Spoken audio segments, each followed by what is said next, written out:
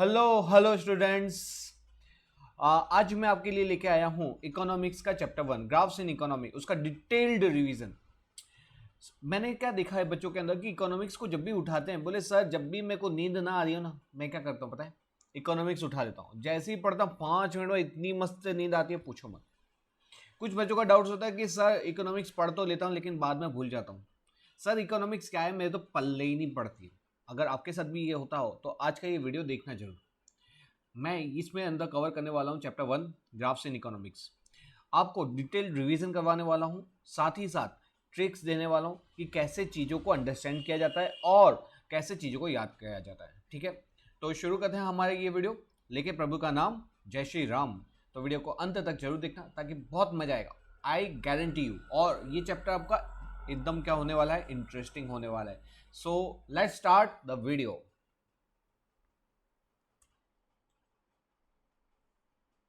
तो देखो फ्रेंड्स, हमारा ये जो चैप्टर है ये है graphs in economic. What do you mean by graphs? There are the two types of graphs in economics. कौन कौन सा होता है?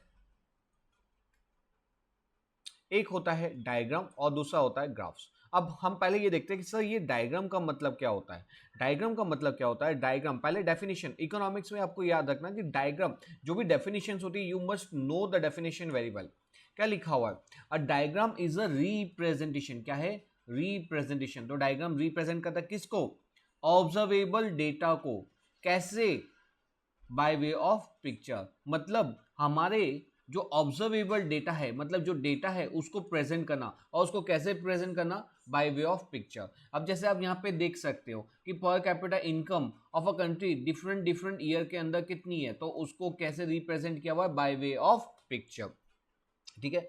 अब यहाँ पे बहुत साल पहले 2000, ये करीबन 2003 2005 की बात होगी, जब आइडिया ने एक ऐड लाई थी। और उस समय इसको आप बंदे को देख जानते होंगे, ये मिस्टर अभिषेक बच्चन है, उसकी ऐड थी यूज मोबाइल सेव पेपर। तो ये कैसा, don't cut tree and use mobile and save paper. तो ये सोशल मैसेज था और उसके थ्रू आइडिया ने अपनी ऐड की थी कि आप मोबाइल का ज़्यादा से ज़्यादा यूज़ करोगे तो आपको मोबाइल के लिए सिम कार्ड चाहिए, और सिम कार्ड चाहिए तो आइडिया आपको सिम कार्ड प्रोवाइड कर रहा है। तो इस तरह से एक सोशल मैसेज विथ खुद का प्रमोशन ये आइडिया ने प्रमोट किया था, यूज मोबाइल सेव पेपर। तो ये क्या है? ये पिक्चर है जिसके थ्रू वो कुछ कहना चाहता है। ये क्या है? ये कुछ पिक्चर जिसके थ्रू ये अपनी डिटेल्स बताना चाहता है कि कैसे हमारी पर कैपिटा इनकम बढ़ रही है।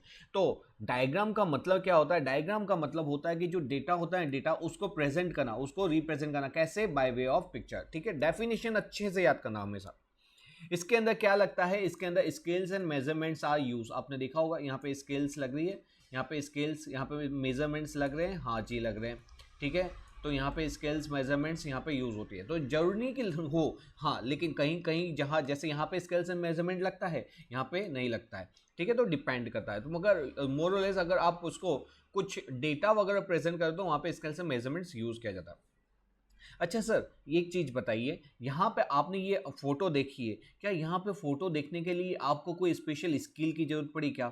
आपको क्या कुछ डेटा समझने की जरूरत पड़ी है मिस्टर अभिषेक बच्चन का? नहीं, आपने देखा हाँ भाई ये ट्री है और यहाँ पे लिखा हुआ save mobile, use mobile and save paper. इसका मतलब क्या है कि भाई ट्री को मत काटो, ट्री को मत काटो, उसकी जगह आप मोबाइल यूज करो, पेपरलेस इकोनॉमी करो। तो यहाँ पे thorough understanding, thorough knowledge of statistics, यहाँ पे कोई स्टेटिक्स की जरूरत पड़ी क्या? नहीं पड़ी। अच्छा बेटा देख, यहाँ पे तू है ना, इसको फोकस कर। पर कैपिटा इनकम, अगर पर कैपिटा इनकम ये बता कि इनिशियली अराउंड 3 डिकेड तक हमारी पर कैपिटा इनकम क्या थी? 3 डिकेड थी। जैसे ये 50 से लेके 70 और 70 से लेके अप्रोक्सीमेटली 80 तक, 50 से लेके 80, 30 ईयर्स तक हमारी पर कैपिटा इनकम में ग्रोथ था वो एकदम एकदम नॉमिनल। 80 से 90 के अंदर ग्रोथ हुआ लेकिन थोड़ा बहुत हुआ, लेकिन जब इकोनॉमिक रिफॉर्म आता है तब हमारी कंट्री कैसे भाग रही है, समझ रहे हो? तो इसका मतलब क्या हुआ? क्या यहाँ पे कोई स्टेटिक्स की जरूरत पड़ी क्या? कोई थॉरो नॉलेज के लिए नहीं पड़ी। नहीं, इसको कोई भी देख के बता सकता है कि 30 ईयर्स तक कोई ग्रोथ नहीं है, 10 ईयर्स तक नॉमिनल ग्रोथ है, और फिर उसके बाद क्या है? उसके बाद एकदम हाई जंप है। ठीक है, the diagram is drawn for the data which are presented in discrete frequency distribution. यहां पे क्या होता है? यहां पे हमारा जो डायग्राम है डिस्क्रीट फ्रीक्वेंसी डिस्ट्रीब्यूशन होता है, DFD, discrete frequency distribution. Sir discrete frequency distribution मतलब क्या होता है? मतलब एक्स का कॉलम है, वाई का कॉलम है। जैसे यहाँ पे एक्स लिख दो 5, 8, 9, जहाँ पे क्या सिर्फ एक ही कॉलम दे रखा हुआ है 11, तो ये क्या हो गया, ये हमारा, और इसके सामने y की वैल्यू दे रखी है, तो इसको क्या बोलेंगे हम, डिस्क्रीट फ्रीक्वेंसी डिस्ट्रीब्यूशन। ठीक है, ये डेटा को समझने के लिए क्या हमको किसी को बुलाना पड़ता, अरे बेटा बता तो ये क्या लिखा है, अरे यार दोस्त सुन तो ये क्या लिखा हुआ है, ये क्या कहना चाहता है, क्या ऐसी कोई जरूरत पड़ती है ना, ये क्या होता है, सेल्फ एक्सप्लेनेटरी डेटा होता है। क्या होता है, सेल्फ एक्सप्लेनेटरी। इसके लिए कोई भी बंदे को स्पेसिफिक नॉलेज की जरूरत नहीं है, मतलब इवन अ ले पर्सन मतलब लेटा हुआ पर्सन, अरे नहीं यार, ले पर्सन मतलब जिसको बेसिक इकोनॉमिक्स का कुछ भी नॉलेज नहीं हो, स्टैटिस्टिक्स का कुछ भी नॉलेज नहीं हो, वो पर्सन भी क्या है, उसको आसानी से समझ सकता है। तो even a lay person not require detail knowledge of the statistics, okay, in order to draw और अंडरस्टैंड अ डायग्राम। तो यहाँ पे ले पर्सन को बिल्कुल इकोनॉमिक्स का नॉलेज नहीं हो तो वो भी ये इसको आसानी से समझ सकेगा। नेक्स्ट, इसको कौन कौन यूज करता है सर, इसको यूज करती है एडवर्टाइजमेंट कंपनीज, किसके लिए, टू ड्रॉ अटेंशन, मतलब लोगों का अटेंशन, जैसे यहाँ पे अटेंशन खींचने की कोशिश की भाई डोंट कट ट्री। फिर गवर्नमेंट यूज करिए कि इसके लिए प्रोवाइड इंफॉर्मेशन, जैसे गवर्नमेंट की एड आती रहती, जैसे कोरोना के वक्त आ रही थी, या तो आरबीआई की ऐड आती रहती है, सतर्क रहो, सावधान रहो, ओटीपी मत शेयर करो। या तो क्या होता है, सोशल ऑर्गेनाइजेशन की भी जैसे जो एनजीओ चलाते हैं तो वो वगैरह भी क्या करते हैं, स्प्रेड अवेयरनेस के लिए इंफॉर्मेशन करते हैं। ठीक है, तो this is all about the diagram. तो डायग्राम का मतलब क्या हुआ, चलो फटाफट देखते हैं। चलो आपको मेरे साथ क्या करना है, आपको मेरे साथ करना है रिवीजन, आपको मेरे साथ क्या करना है, रिवीजन। चलो, डायग्राम का मतलब क्या होता है, diagram is a representation. Representation किसको किया जाता है, रिप्रेजेंटेशन किसको किया जाता है, बोलो बोलो बोलो, representation of observable data bye way of picture. क्या स्केल मेजरमेंट यूज किया जाएगा, हाँ जी यूज किया जाएगा। क्या डिटेल नॉलेज की जरूरत है, नहीं जी नहीं सर, नहीं जरूरत है, not require. Types of data कौन सा होता है, डीएफडी, डिस्क्रीट फ्रीक्वेंसी डिस्ट्रीब्यूशन, बोलो डिस्क्रीट फ्रीक्वेंसी डिस्ट्रीब्यूशन। उसके बाद क्या ये सेल्फ एक्सप्लेनेटरी होता है, क्या हमको कोई एक्सपर्ट को बैठाना पड़ेगा कि ए बेटा सुन दो, और दोस्त क्या सुन दो बाजू में बैठ के मेरे को समझा, नहीं सर नहीं। इवन अ ले पर्सन मतलब नॉर्मल बंदा जिसको कोई नॉलेज नहीं है वो भी इसको क्या कर सकता है, आसानी से समझ सकता है। ये यूज कौन करता है, तो तीन चीजें इसको यूज करते हैं, advertisement, government, social organisation. Advertisement, government and social organisation. Advertisement क्या करती है इसके लिए, टू ड्रॉ अटेंशन, लोगों का अटेंशन खींचने के लिए। गवर्नमेंट क्या करती है, टू प्रोवाइड इंफॉर्मेशन, लोगों को इंफॉर्मेशन स्प्रेड करने, provide information. And social organisation किसके लिए करती है, टू स्प्रेड अवेयरनेस। बोलो, एडवर्टाइजमेंट किसके लिए, to draw attention, government to provide information and social organisation to spread awareness. ठीक है, ये हमने क्या किया, ये हमने किया हमारा डायग्राम। नेक्स्ट आ जाते हैं हम हमारे ग्राफ के अंदर। सही है, ग्राफ और डायग्राम में क्या फर्क है, देखते हैं बेटा, आइए। यहाँ पे ग्राफ क्या बोल रहा है, ग्राफ बोल रहा है कि ग्राफ इज ऑल्सो, मतलब ये भी क्या है, रिप्रेजेंटेशन। किस चीज का रिप्रेजेंट, जो हम डेटा को ऑब्जर्व कर रहे हैं, जिस डेटा को हम देख रहे हैं, तो ऑब्जर्वेबल डेटा को भी ये रिप्रेजेंट करता है। और कैसे करता है, बाय वे ऑफ पिक्चर।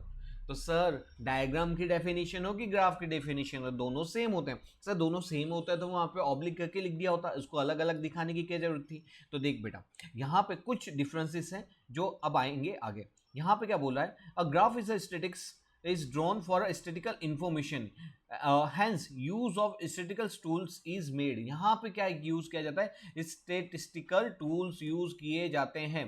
ठीक है, statistical tools यूज किए जाते हैं। ऊपर वाले में जरूरी नहीं कि टूल्स हो, जैसे यहाँ पे एडवर्टाइजमेंट कंपनी जब ये यूज करेगी, क्या कोई टूल्स की जरूरत पड़ेगी, क्या नहीं, कोई टूल्स की जरूरत नहीं पड़ेगी। लेकिन जब आप ये बना रहे हो, ग्राफ बना रहे हो, तो आपको स्टैटिस्टिकल टूल्स की कंपलसरी जरूरत पड़ने वाली है।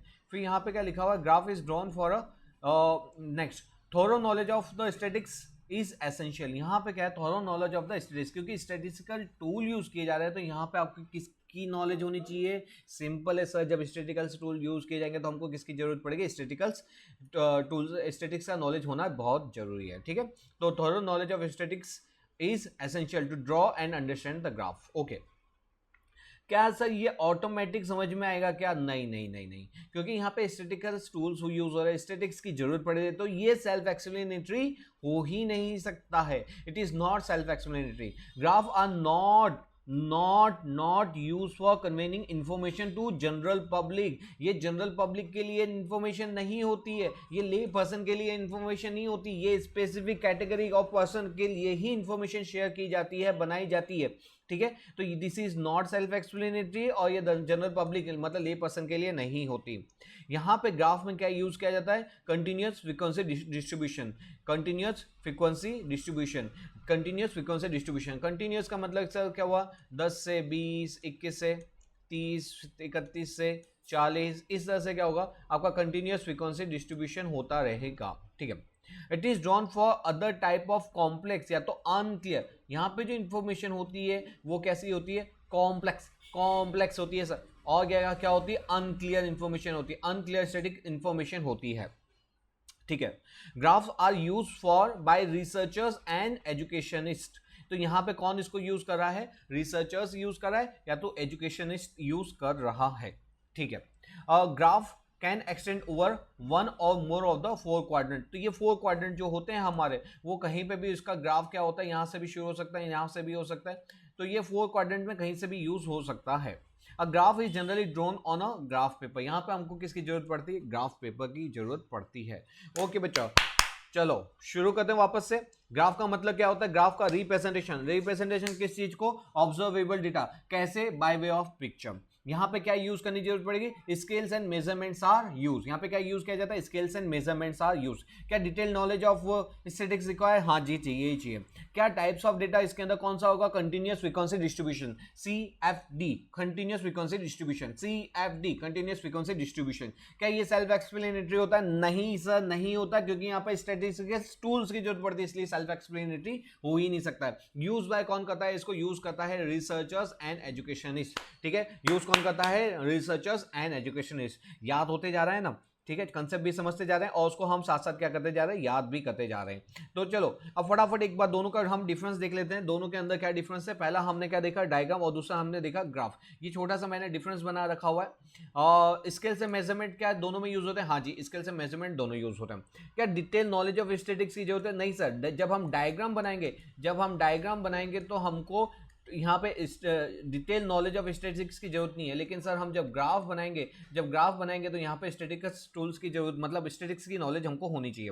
A diagram is drawn for, कौन से टाइप के डेटा के लिए यूज किया जाता है, विच टाइप ऑफ डेटा, किस टाइप तरह का डेटा यूज किया जाता है। तो यहाँ पे होता है discrete frequency distribution, DFD, discrete frequency distribution. और यहाँ पे कौन सा होता है, कंटिन्यूअस फ्रीक्वेंसी डिस्ट्रीब्यूशन। क्या ये सेल्फ एक्सप्लेनेटरी होता है क्या, यस। डायग्राम को आप देख के समझ जाते हैं, लेकिन सर यहाँ पे आप उसको देख के नहीं समझ सकते। ले पर्सन कौन होता है, तो यहाँ पे जो ले पर्सन, जो जनरल पब्लिक होती है, डायग्राम उनके लिए होता है, जबकि ग्राफ किसके लिए होता है, किस मतलब नॉर्मल पब्लिक के लिए तो नहीं होता। डायग्राम इज यूज बाय, कौन कर रही है, तो 3 चीजें कौन कौन सी बताई थी, एडवर्टाइजमेंट कंपनी, दूसरा बताया था गवर्नमेंट, और तीसरा बताया था सोशल ऑर्गेनाइजेशन, ठीक है। उसका पर्पस क्या होता है, तो जैसे एडवर्टाइजमेंट कंपनी किसके लिए करती है, टू ड्रॉ अटेंशन खींचने के लिए। गवर्नमेंट किसके लिए, to provide information. And social वाली किसके लिए, spread awareness at public at large, ठीक है। यहाँ पे कौन यूज करता है, ग्राफ को कौन यूज करता है, यहाँ पे जो स्पेसिफिक लोग ही यूज करता है, मतलब रिसर्चर्स हैं या तो कोई एजुकेशनिस्ट है वो यूज करता है। तो यहाँ पे इस चीज का पर्पस क्या होता है, ये पब्लिक के लिए नहीं होती, ये स्पेसिफिक पर्पस के लिए होती है, ठीक है। तो ये हमारा था ग्राफ एंड डायग्राम के बीच का डिफरेंस। बहुत इंपॉर्टेंट डिफरेंस है, एग्जाम के पॉइंट से एक क्वेश्चन तो आपका बनता है, आइदर शॉर्ट होगा या तो 2 नंबर, 3 नंबर या तो 5 नंबर, ये कोई भी तरीके से पूछा जाता है। तो मजा आया होगा पढ़ने में। चलो शुरू करते हैं, ऐसे ही वीडियो में बने रहिए एंड तक, मैं आपको गारंटी देता हूँ चैप्टर एकदम मक्खन जैसा बनाऊंगा, मक्खन जैसा। चलो आगे आते हैं, importance of a diagram and graph. अब ये इंपॉर्टेंस क्यों है, क्यों हमको डायग्राम्स और ये ग्राफ लेना चाहिए। तो यहाँ पे क्या होता है, इसके इंपॉर्टेंस क्या होते हैं, graphs and diagram and graphs के इन इकोनॉमिक्स, दोनों के लिए, मतलब ग्राफ बोलो या तो डायग्राम बोलो, दोनों के क्या इंपॉर्टेंस, क्यों हमको इसका इंपॉर्टेंस है। तो देखिए यहाँ पे क्या होता है, the study of a economic subject is made easy and clear. मतलब ये जो सब्जेक्ट है ना इकोनॉमिक्स, उसको क्या करता है, इजी बना देता है, उसको क्लियर कर देता है। कैसे, by way of diagram and graph. तो जब हम डायग्राम और ग्राफ यूज करते हैं तो हमारे जो सब्जेक्ट्स मैटर है, मतलब इकोनॉमिक का सब्जेक्ट, वो क्या हो जाता है, इजी एंड क्लियर हो जाता है। नेक्स्ट क्या है बेटा, ट्रेंड्स ऑफ वेरियस ईयर्स। जैसे मैंने बताया था ना यहाँ पे यहाँ पे ऊपर बताया था ट्रेंड्स, हाँ कि भाई अलग अलग साल का क्या ट्रेंड चल रहा है, तो यहाँ पे ट्रेंड्स ऑफ वेरियस ईयर्स क्या कर सकते हैं हम ऑब्जर्व कर सकते हैं, can be observe through a single diagram, मतलब आने वाले 50 साल का, मतलब लास्ट 50 से लेके सपोज अपने 1950 से जब देश हमारा आजाद हुआ तब से लेके 25 तक हमने कितना जीडीपी है, क्या नेशनल इनकम है, क्या पॉपुलेशन है, क्या लिटरेसी रेट है, कुछ भी जानना हो ना, कुछ भी ट्रेंड जानना हो तो वो इजीली जान सकते हैं किसके थ्रू, डायग्राम एंड ग्राफ के थ्रू। नेक्स्ट क्या है, changes occur in various sector of the economy, मतलब इकोनॉमी के वेरियस जो सेक्टर्स है ना, सेक्टर्स उसमें क्या हो रहा है, जो भी चेंजेस आ रहा है ना बेटा, चेंजेस उसको भी हम इजीली अंडरस्टूड कर सकते हैं।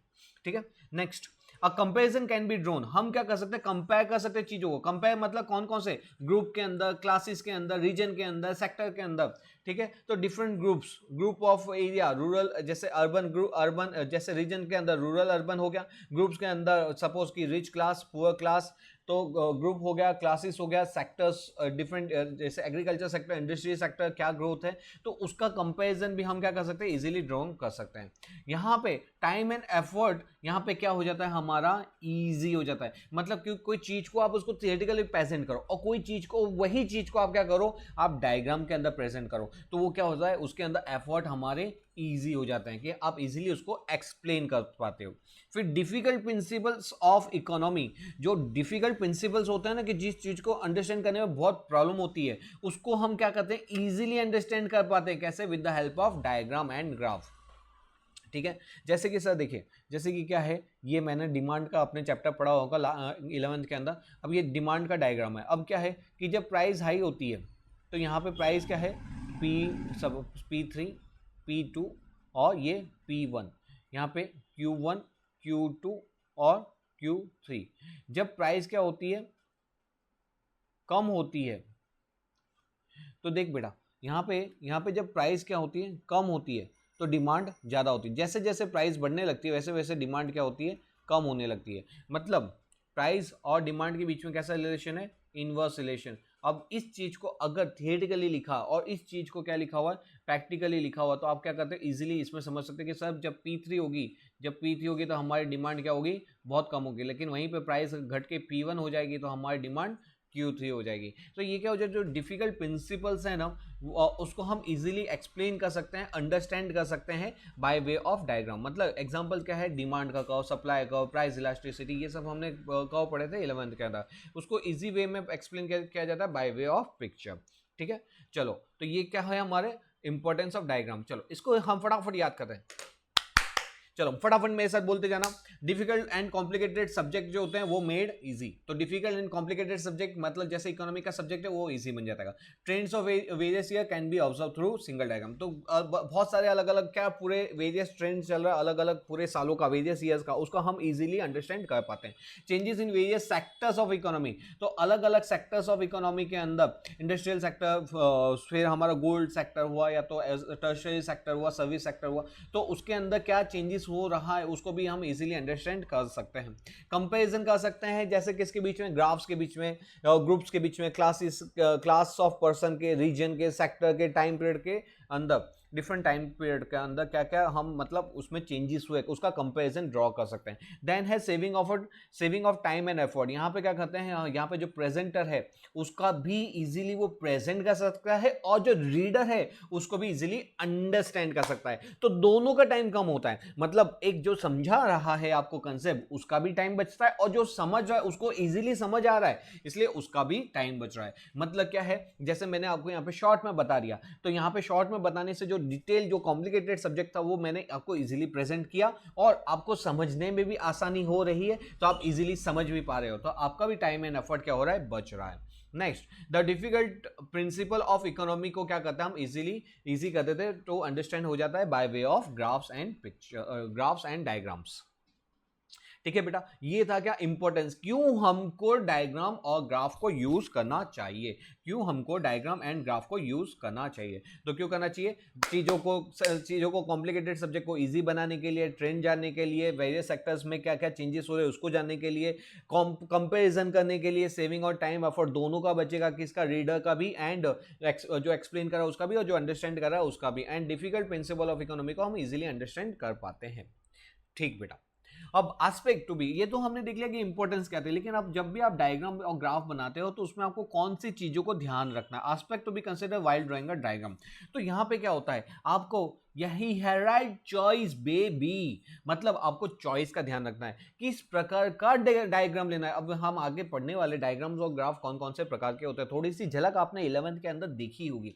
तो क्या चॉइस, कौन सा प्रकार का हमको डायग्राम बनाना है, उसकी जानकारी हमको होनी चाहिए। नेक्स्ट है क्लैरिटी, क्या है, स्वच्छ भारत अभियान, मतलब नीट एंड क्लीन। हमारा जो डायग्राम है ऐसे ऐसे घसड़ पसड़ नहीं होना चाहिए कुछ भी, अरे यहाँ पे लिखा फिर अरे यहाँ पे एक्स लिखा, अरे यहाँ पे एक्स नहीं यहाँ पे वाई, ऐसे ऐसे घसड़ पसड़ नहीं होना चाहिए। वो क्या होना चाहिए, नीट एंड क्लीन होना चाहिए। देन क्या यूज करेंगे हम यहाँ पे, स्केल्स एंड मेजरमेंट प्रॉपर। अगर बड़ा डेटा है लास्ट 15 साल 20 साल 25 साल का है तो हम क्या यूज करेंगे, proper scales and measures use करेंगे।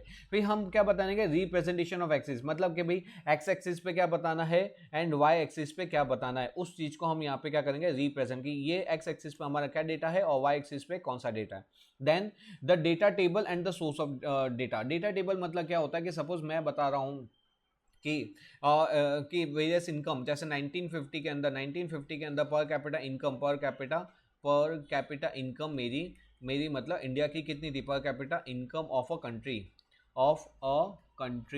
ठीक है, per capita income of a country. यहाँ पे मैंने 1950 में कितनी थी, 1960 में कितनी थी, 1970। तो कैसे अलग अलग साल के अंदर मेरी पर कैपिटा मतलब कंट्री की पर कैपिटा इनकम कितनी थी, वो हम उसको क्या बताते हैं, इसको यहाँ पे बता रहे हैं। तो यहाँ पे क्या आपने ऐसी मनगढ़ंत बता दिया, नहीं, आपको क्या बताना पड़ता है कि ये जो मैं डेटा लेके आया हूँ इसका सोर्स ऑफ डेटा क्या है, कौन सा सोर्स ऑफ डेटा क्या है, ठीक है। तो ये चीज को आपको बताना पड़ेगा, सोर्स ऑफ डेटा, ठीक है। ये आप इंफॉर्मेशन आप कहीं कहाँ से लाए, आप वेबसाइट से लाए हो, आपने कोई बुक्स को रिफर किया हुआ है, कि आपने कोई चीज़ को स्पेसिफिक जैसे कि इकोनॉमिक कहाँ से, वेबसाइट से, गवर्नमेंट की साइट से, कौन सी साइट से लेकर, वो सबका डिटेल आपको होती है। एक तो ये डेटा टेबल आपको बताना है और डेटा टेबल के नीचे क्या बताना है, सोर्स ऑफ डेटा। नेक्स्ट है मेथड ऑफ कैलकुलेटिंग। अगर जैसे ग्राफ्स हमने देखा है, ग्राफ्स बनाने के अंदर क्या यूज़ किया जाता है, स्टैटिस्टिकल टूल्स यूज़ किए जाते हैं। तो वहाँ पे कौन से टूल्स यूज़ किए उसको कैलकुलेट करने के, तो method of calculating of data मतलब कौन से स्टैटिस्टिक्स टूल्स यूज़ किए, वो चीज़ आपको बतानी पड़ती है। तो ये क्या है, aspect to be consider while drawing a diagram. तो डायग्राम बनाते समय कौन कौन सी चीजों को ध्यान रखना है।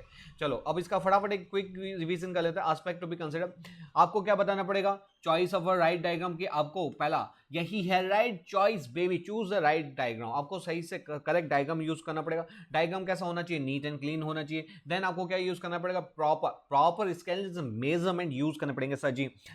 Provide details of X axis पे क्या है, वाई एक्सिस पे क्या है, वो आपको बताना पड़ेगा। Mention the source of data table और उसका सोर्स कहां से लेके आए हो, ठीक है। Mention the source of data and उसका डेटा टेबल बताना पड़ेगा। And provide the information relate to the statistical method, मतलब आपने कोई स्टैटिस्टिकल टूल्स यूज किए, कोई मेथड यूज की है, इफ यूज, तो आपको वो चीज को भी डिटेल में बताना पड़ेगा। तो ये क्या है हमारा aspect to be consider while drawing a diagram, मतलब डायग्राम बनाते समय कौन सी चीजों को ध्यान रखना पड़ता है, ठीक है।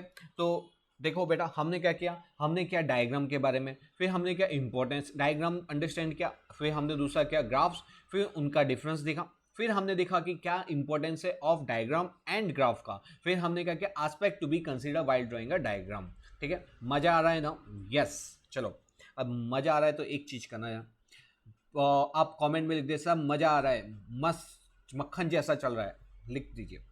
चलो शुरू करते हैं हम आगे का कंसेप्ट।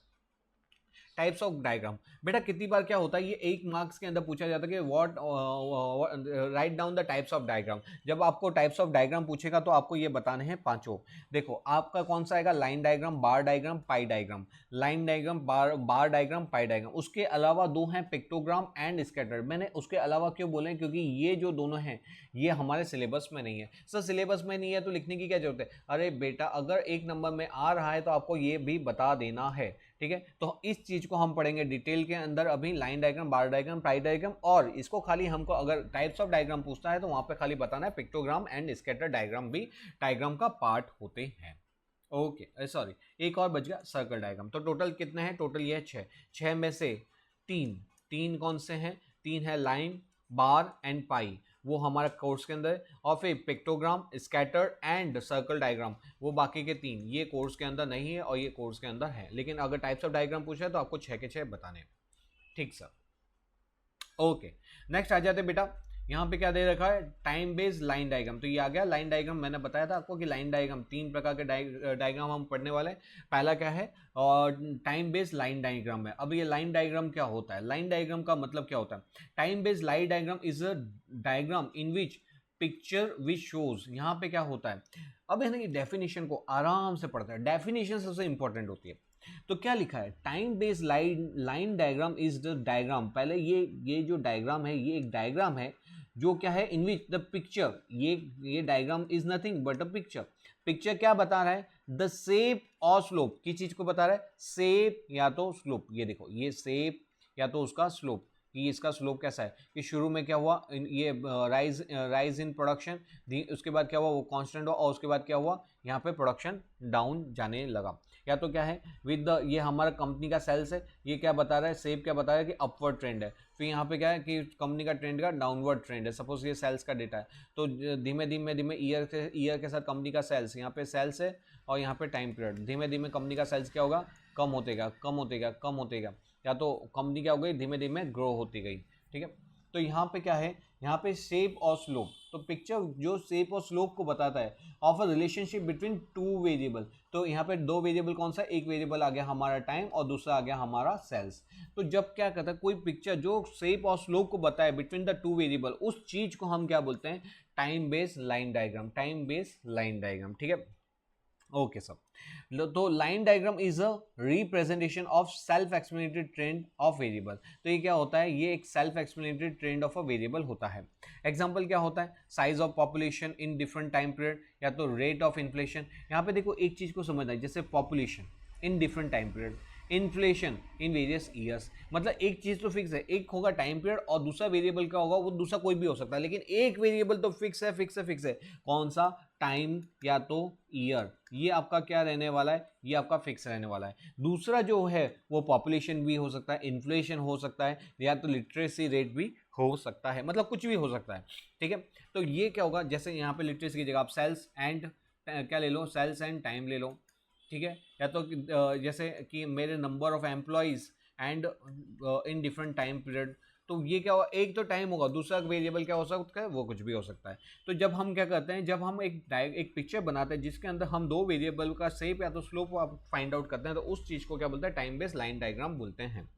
ठीक है सर, ये क्या होता है, ये self explanatory trend of a variable होता है, जिसके अंदर एग्जाम्पल ये लिख देने का। ठीक है, चलो आजा बेटा, यहाँ पे वापस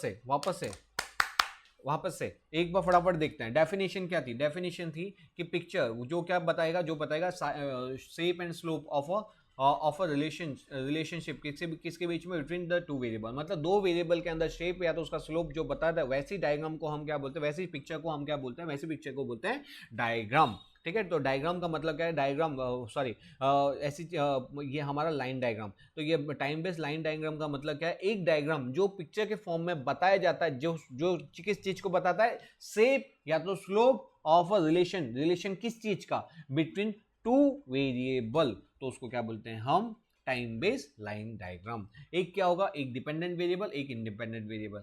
डिपेंडेंट कौन से वेरिएबल पे आएगा, एक्स एक्सिस पे आएगा। इंडिपेंडेंट कौन से पे आएगा, वाई एक्सिस पे आएगा। जबकि मैंने आपको एक चीज बता दिया कि है ना, एक वेरिएबल तो ऑलवेज क्या होने वाला है, टाइम होने वाला। मतलब डिफरेंट टाइम के अकॉर्डिंग क्या होता है हमारा लिटरेसी रेट। जैसे यहाँ पे एग्जाम्पल देखो, in different time period what is the literacy rate क्या था, इन्फ्लेशन रेट क्या है, पॉपुलेशन रेट क्या है, या तो आप उसको बोलते हैं नंबर ऑफ एम्प्लॉयज कितने, नंबर ऑफ जैसे कैजुअल लेबर कितने हैं, अनएम्प्लॉयड पर्सन कितने हैं। तो कुछ भी हम जान सकते हैं। तो मतलब एक ट्रेंड, एक एक्सिस पे क्या रहेगा हमारा टाइम, और दूसरा हमारा वेरिएबल क्या रहने वाला, दूसरा वो चेंजिंग वेरिएबल होगा।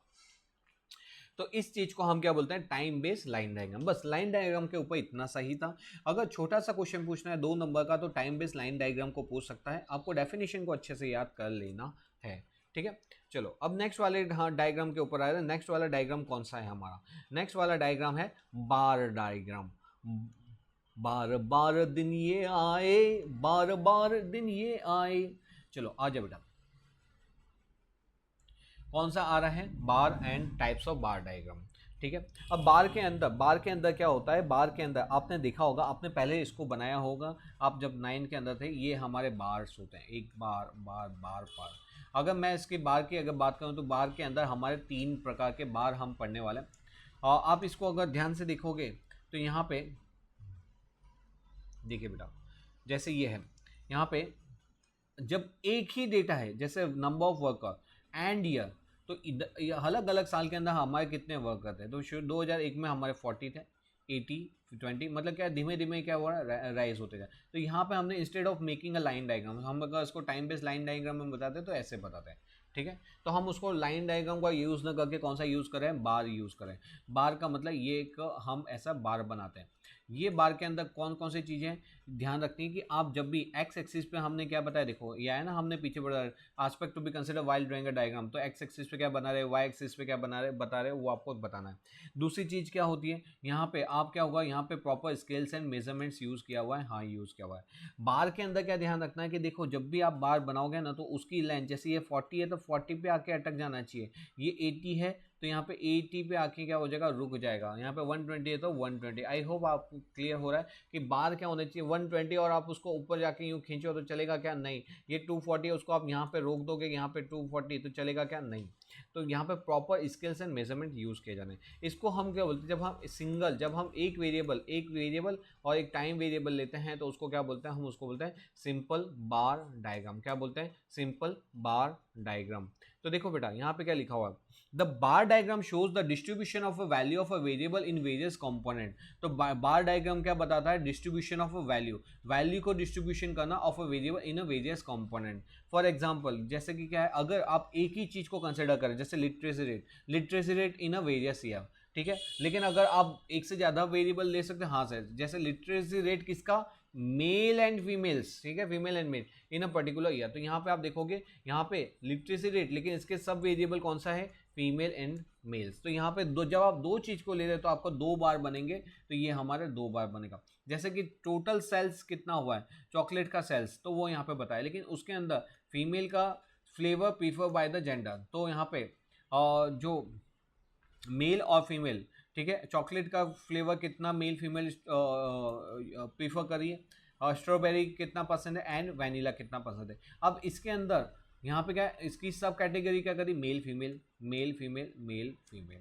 तो यहाँ पे क्या हो गया, 2 बार बन गए, बार 1 बार 2, ठीक है, बार 1 एंड बार 2। यहाँ पे भी बार 1 बार 2। तो यहाँ पे क्या होता है, इसको बोलते हैं हम क्लस्टर्ड, ठीक है। तो जब 2 वेरिएबल सब वेरिएबल होते हैं तो उसको हम क्लस्टर्ड बोलते हैं। अब ये जो बार होते हैं, ये जब हम इस तरह से बनाते हैं, किस तरह से, इस तरह से, ठीक है, यूं इस तरह से बनाते हैं, तो उसको बोलते हैं वर्टिकल। क्या बोलेंगे, वर्टिकल। लेकिन जब भी उस बार को हम इस तरह से बना सकते हैं क्या, हाँ, इसको आप इस तरह से भी बना सकते हो, उसको क्या बोलते हैं, उसको बोलते हैं हॉरिजॉन्टल। क्या बोलोगे, हॉरिजॉन्टल। तो आप दोनों तरीके से बना सकते हैं, जैसे भी आपको सही लगता है।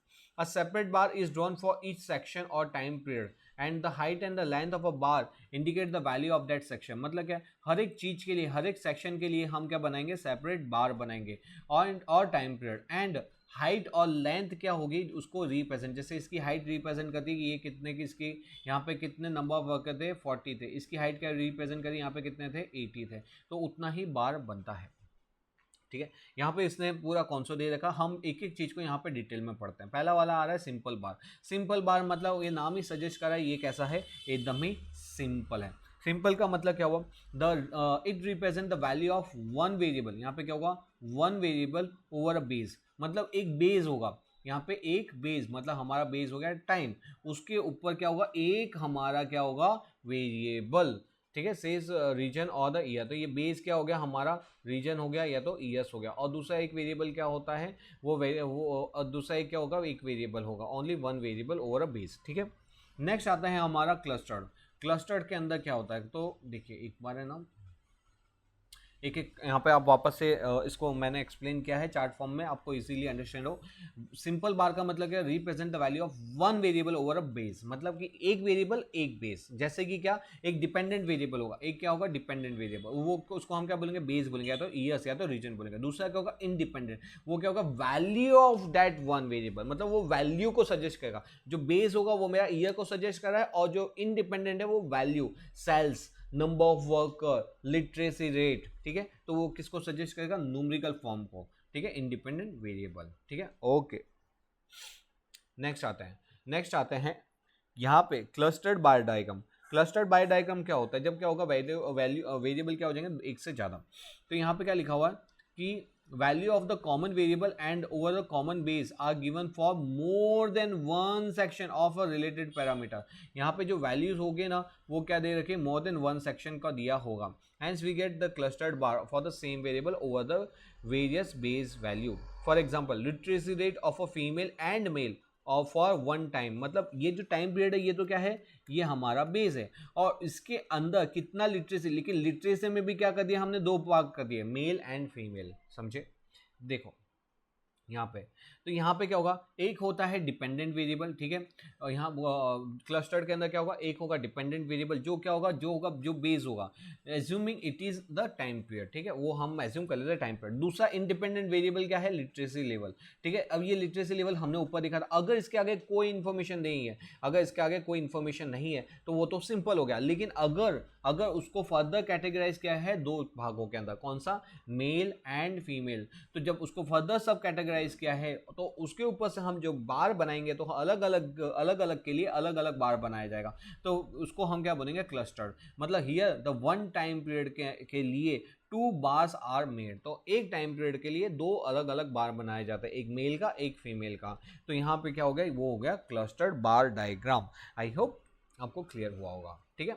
तो यहाँ पे हम क्लस्टर्ड बनाते हैं। अब डिवाइडेड, सर डिवाइडेड और क्लस्टर्ड में क्या फ़र्क है, अरे डिवाइडेड कुछ नहीं है, यहाँ पे ये एज अ होल, जैसे ये बोल रहा है कि टोटल इंडिया का सेल कितना था, तो टोटल इंडिया का सेल सपोज इतना था, उसके अंदर या तो इंडिया का सेल्स नहीं, यहाँ पे बोला हुआ कि नंबर ऑफ स्टूडेंट्स कितने थे 12 के अंदर, यहाँ पे 12 के अंदर 2009 में कितने 12 में अपीयर हुए थे, 2010 में कितने हुए, 11 में कितने हुए, तो total number of students suppose assume कर लेते हैं यहाँ पे 350 है, यहाँ पे 420 है, और यहाँ पे 500 है। अब ये जो 350 उसमें आर्ट्स वाले कितने थे, उसमें साइंस वाले कितने थे, उसमें कॉमर्स वाले कितने थे। अब यहाँ से क्या हो सकता है कि कोई भी बंदा ये देख के बता सकता है कि टोटल नंबर ऑफ स्टूडेंट्स क्या हो रहे हैं, हर एक साल के अंदर बढ़ते जा रहे हैं, बढ़ते जा रहे, बढ़ते जा रहे हैं। उसके अंदर भी यहाँ पे आर्ट्स वालों के अंदर कितना ग्रोथ हो रहा है, जो साइंस वाले हैं उसमें कितना ग्रोथ हो रहा है, और जो कॉमर्स वाले हैं उसके अंदर कितना ग्रोथ हो रहा है। तो यहाँ से हम क्या जान सकते हैं, यहाँ से मतलब ये हमको ओवरऑल पिक्चर देता है एज अ होल की भी, और दूसरा उसके अंदर जो सब डिवीजन है उसकी भी इंफॉर्मेशन, इसलिए इसको क्या बोलता है जाता है, इसको बोला जाता है डिवाइडेड बार डायग्राम। सर इसको मैंने पढ़ समझ लिया, अब इसको याद करने की कोशिश करते हैं।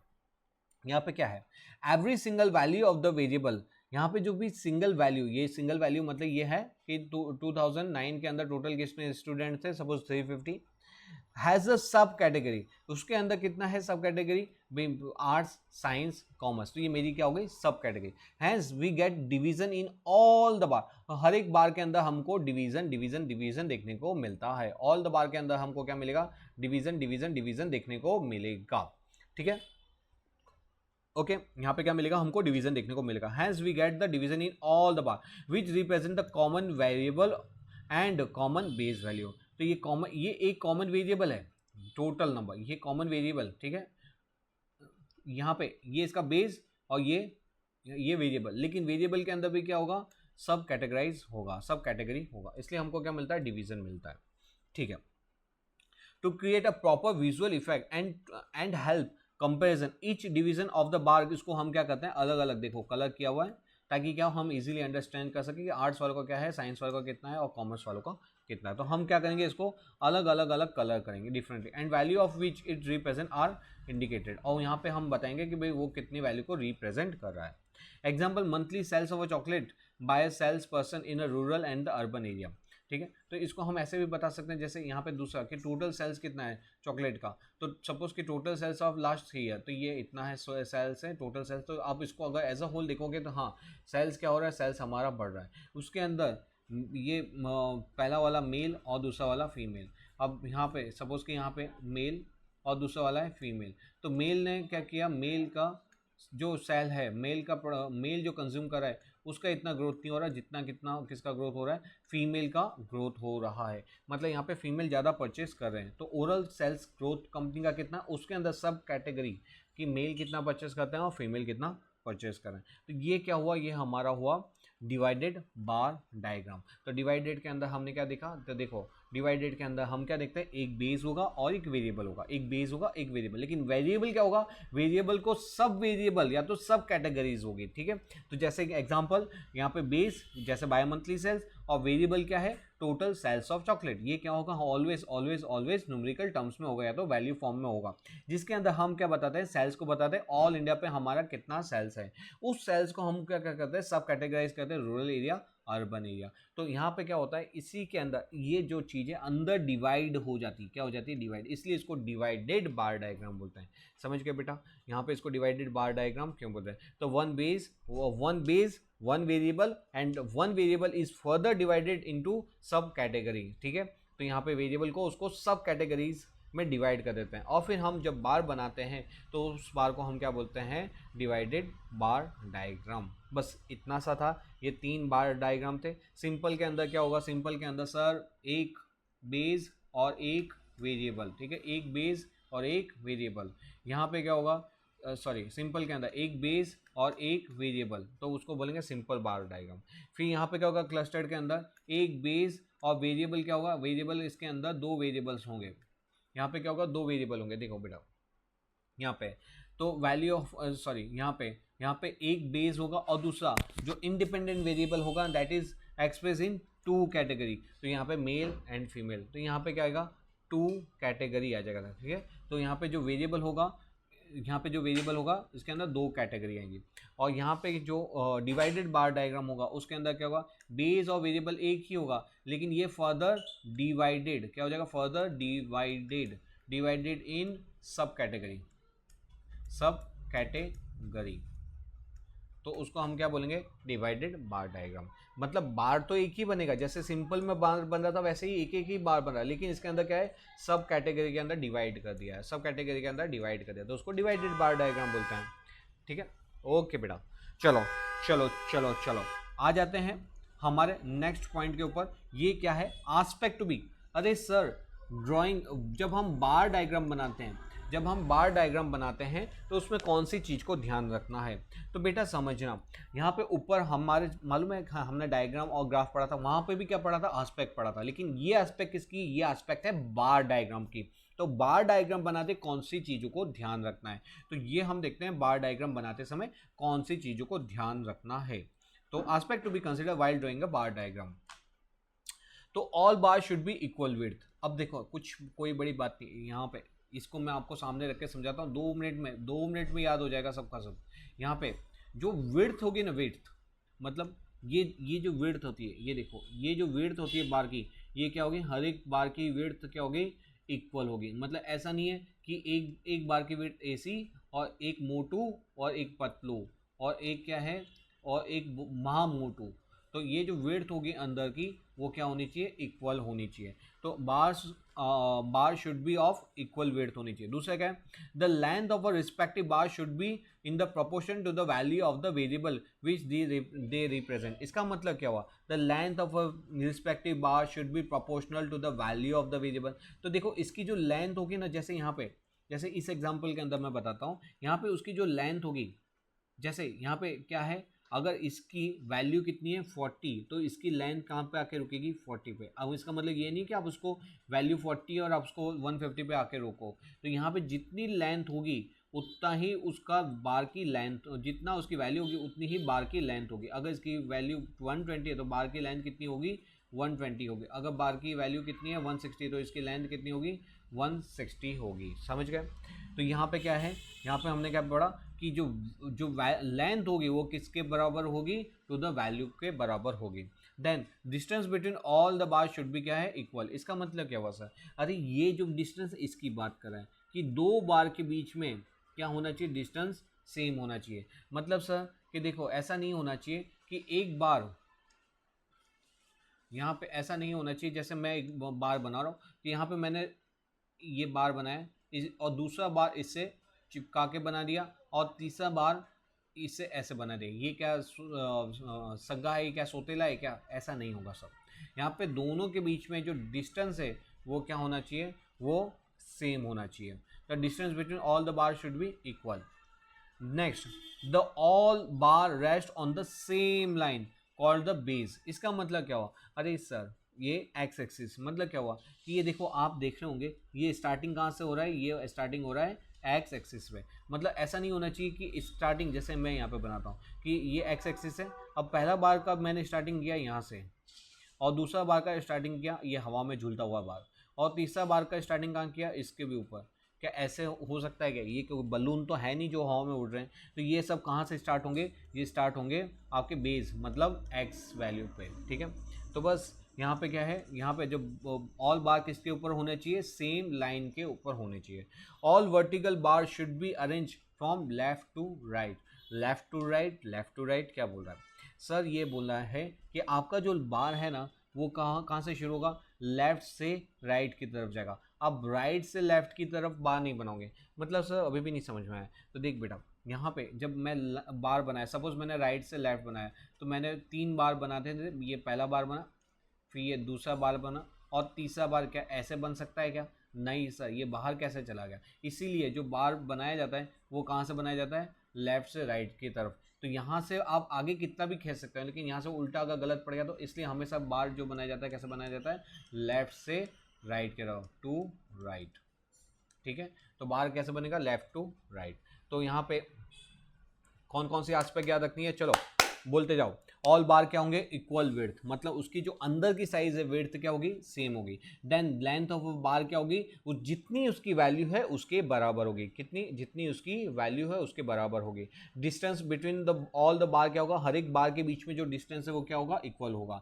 देन बार का जो स्टार्टिंग पॉइंट कहाँ पे होगा, एक्स एक्सिस से चालू होगा। Then all the vertical bar कहाँ से शुरू होंगे, left to right, left to right, ठीक है। तो ये हमारा एस्पेक्ट टू बी कंसिडर था।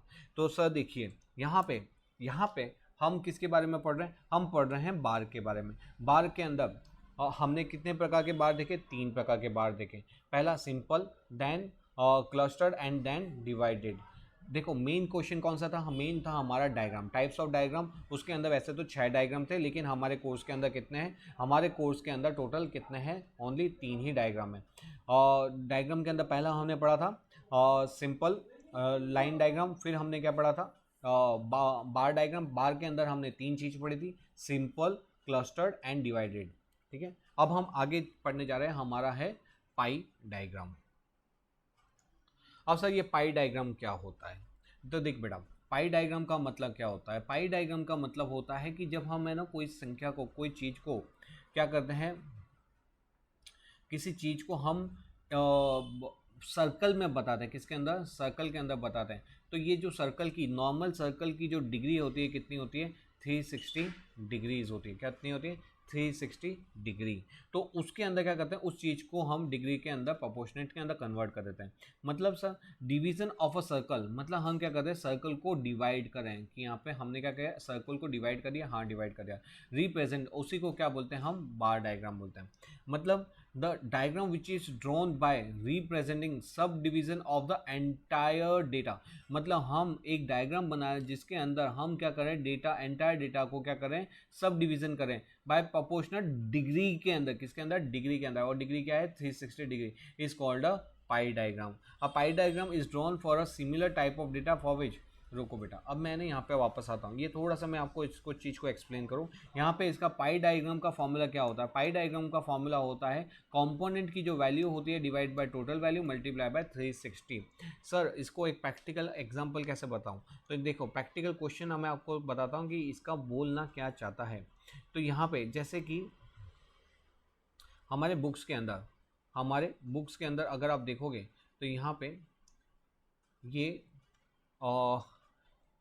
एक एग्जांपल है जिसके अंदर एक बच्चा है, स्टूडेंट्स है, जो टोटल कितना खर्चा कर रहा है, अमाउंट स्पेंड कर रहा है अलग अलग चीज़ों के पीछे। तो बुक्स के पीछे कितना कर रहा है, 20 कर रहा है। स्टेशनरी के पीछे कितना कर रहा है, 5 रुपये कर रहा है पूरे महीने के अंदर। फिर जो फ़ोन्स के अंदर कितना कर रहा है, 30। बहुत गलत बात है, 30 रुपीज़ तो हो ही नहीं सकता। फूड के पीछे कितना कर रहा है, 30। जो क्लोथ्स के पीछे कर रहा है 15। टोटल उसका एज अ होल खर्चा कितना है, एज अ होल खर्चा कितना है उसका, 100 रुपीज़ का। अब इसी चीज़ को वैसे इसके ऊपर से मैं क्या बना सकता हूँ, लाइन भी बना सकता हूँ, लाइन डायग्राम। इसी के ऊपर से मैं क्या बनाता हूँ, सिंपल बार डायग्राम। लेकिन मेरे को पाई बनाना है, तो पाई के लिए मेरे को क्या चाहिए होगा, डिग्री। तो पहले मेरे को इसको किस में कन्वर्ट करना पड़ेगा, डिग्री के फॉर्म में कन्वर्ट करना पड़ेगा। तो डिग्री के फॉर्म में कैसे कन्वर्ट करेंगे, तो जो ये वैल्यू होती है ना उसको डिवाइड बाय क्या करो, टोटल वैल्यू। जिसकी वैल्यू को किससे डिवाइड करेंगे, टोटल वैल्यू से डिवाइड करेंगे। तो कैसे करेंगे, 20 डिवाइड बाय 100। अगर आप इसको मल्टीप्लाई बाय 100 करके मल्टीप्लाई बाय 100 करोगे तो वो परसेंटेज टर्म हो जाएगा, लेकिन हमको चाहिए डिग्री, इसलिए इसको मल्टीप्लाई किसे करेंगे, 360 से। जैसे 5 divide by 100 multiply by 360, 30 divide by 100 multiply by 360, 30 divide by 100 multiply by 360, 15 divide by 100 multiply by 360। तो ये क्या आ गया हमारा, डिग्री डिग्री डिग्री डिग्री। इन सब डिग्री का टोटल कितना होगा, 360 डिग्री। क्या हो जाएगा, 360 डिग्री। ठीक है। और फिर क्या करेंगे, हम इसको एक सर्कल के फॉर्मेट में यहाँ पे बता देंगे, जिसके अंदर जिसकी जितनी डिग्री है उतना हम उसको बताएंगे। और यहाँ पे क्या होगा, हर एक चीज़ को हमने कौन सा फॉर्म दिया हुआ है, कौन सा उसको लाइन दिया हुआ है, मतलब ये देखो क्रॉस लाइन दिया हुआ है, फिर ये चेक बॉक्स दिए हुए हैं, फिर अलग अलग डिज़ाइन कुछ दिया हुआ, ब्लैंक दिया हो, डार्क कलर दिया हुआ, तो उसको हमको यहाँ पे बताना पड़ता है। तो ये क्या हो गया, यह हो गया हमारा पाई डायग्राम।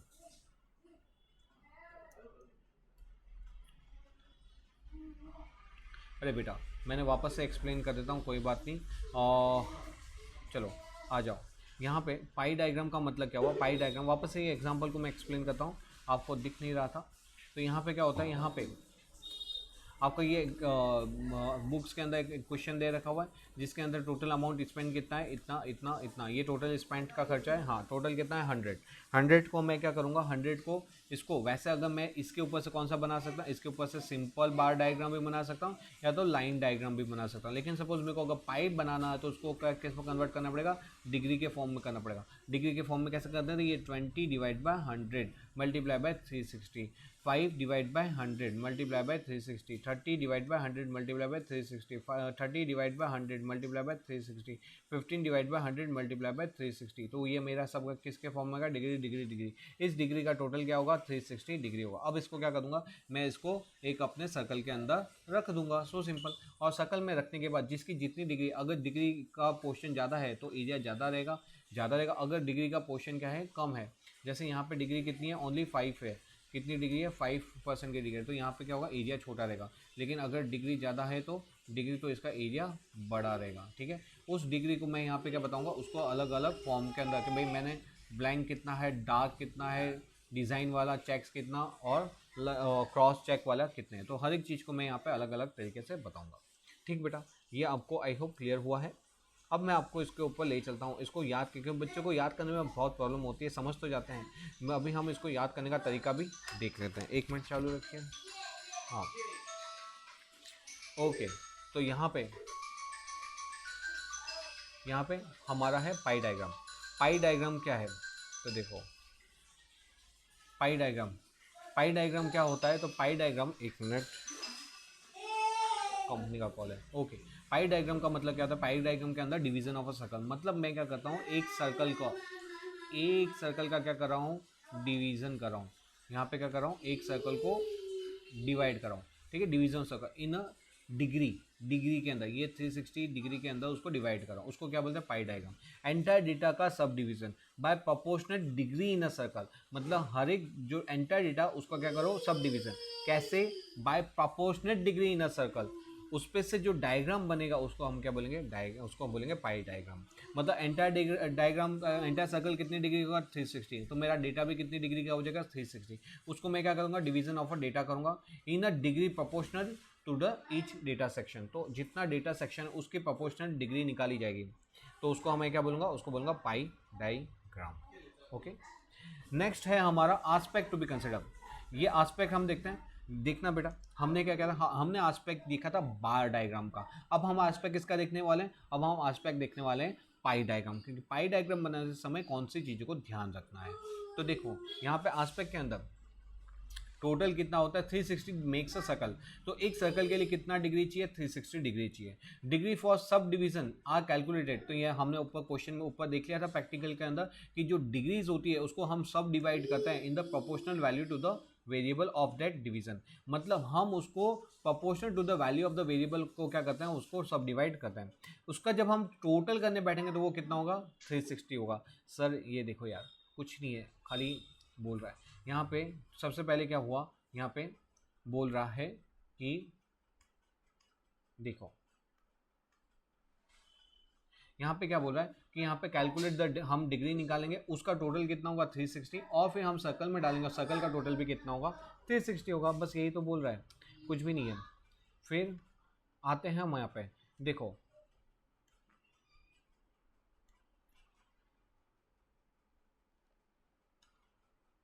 इसका मतलब क्या हुआ, आस्पेक्ट टू बी कंसिडर के अंदर क्या होगा, आस्पेक्ट टू बी कंसिडर के अंदर कि पहला सर्कल, सर्कल के अंदर हर एक वैल्यू की सब कैटेगरी कैसे निकाली जाएगी, proportional to the value of the variable निकाली जाएगी, और उसका सब टोटल करोगे तो आएगा 360। The relevant data is compare, अगर आपको क्या करना है, अगर आपको उसको कंपेयर करना है, जैसे हमने बार के अंदर दिखा था, तो बार के अंदर साइड बाय साइड हम कंपेयर करते थे, जिसको हम क्लस्टर्ड बोलते हैं। लेकिन जब पाई के अंदर आपको कंपेरिजन करना है तो आपको क्या बनाने पड़ेंगे, दो पाई डायग्राम बनाने पड़ेंगे, ठीक है। स्मॉलर टोटल वैल्यू होगी तो उसके लिए कौन सा डायमेंशन बनेगा, उसके लिए स्मॉलर डायमेंशन बनेंगे। लेकिन अगर वैल्यू क्या होगी, लार्ज होगी, तो उसके अंदर कैसा डायग्राम बनेगा, लार्जर डायमेंशन इज ड्रॉन बनाएगा, ठीक है। फटाफट यहाँ पे देख लेते हैं। और क्या बोल रहा है, ये बोल रहा है अगर पहला पाई डायग्राम के अंदर आस्पेक्ट टू बी कंसिडर क्या होगा, आस्पेक्ट टू बी कंसिडर के अंदर क्या होगा, aspect to be consider in pie diagram, तो उसके अंदर क्या होगा,